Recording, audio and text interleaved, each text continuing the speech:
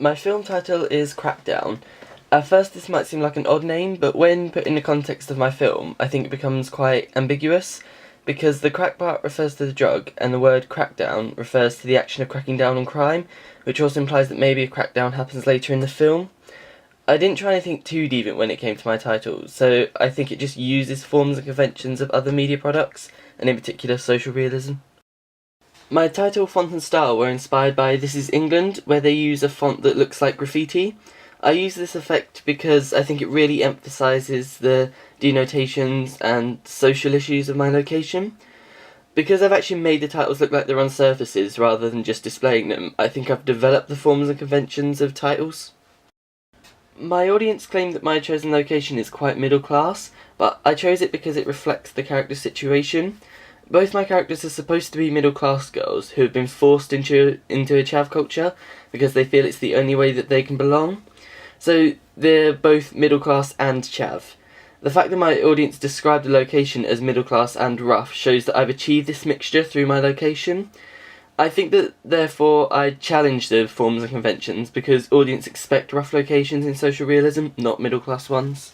I think I only use the forms and conventions when it comes to costumes and props in my film. For example, my props include litter, cigarettes and lighters, whilst the costumes, girl 2s more than girl 1s, include hoop earrings and chavvy hairstyles. And so all these things can be related to either the chav culture or social realism, so therefore no conventions are challenged. The following clip introduces the story of my film, which is the two girls being peer pressured into smoking weed.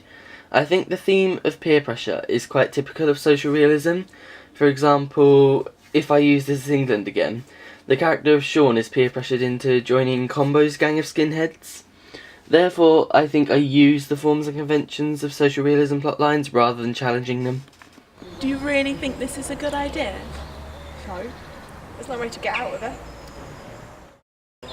Come on, let's go. I don't want to. Typical character introduction in social realism is really hard to place. If you take the films A Room for Romeo Brass and Trainspotting, they introduce their characters completely differently. But I think I introduce my characters quite simply, through the use of a conversation, which seems to only use forms and conventions, but I think I go on to develop them. For example, the way the characters walk and talk and where they choose to meet shows that they've chosen to be a part of the chav culture, but then I go on to subvert this image by making them not want to take part in the activities with the other chavs. The audience also learns neither girl's name. This was intentional because at this point in the narrative I want my audience to see them more as tools of peer pressure rather than actual humans, and to name them would be to humanise them.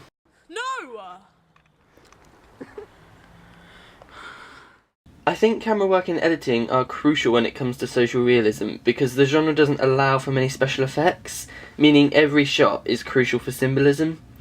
In my example, I have an over-the-shoulder shot to show Girl 1 from Girl 2's perspective, both physically and mentally, whilst a close-up shows the raw emotion of Girl 2 at this point, in this case fear. However, my camera work is quite typical of social realism, so I only use the forms and conventions.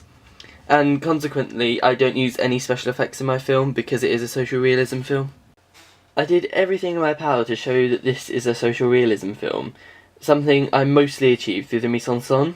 For example, my locations, such as the one with the high-angled shot of an overflowing bin to show that pollution is rife and powerful in the location, and also the location where the train passes is also quite typical of social realism.